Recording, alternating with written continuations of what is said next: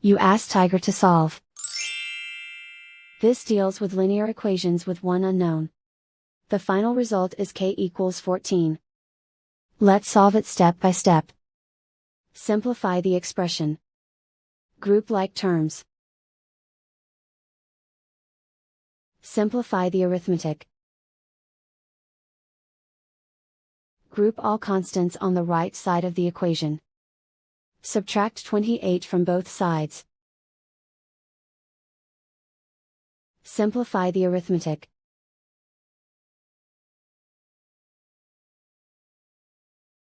Isolate the k. Divide both sides by -2. Cancel out the negatives. Simplify the fraction. Cancel out the negatives. Find the greatest common factor of the numerator and denominator. Factor out and cancel the greatest common factor. And so the final result is k equals 14.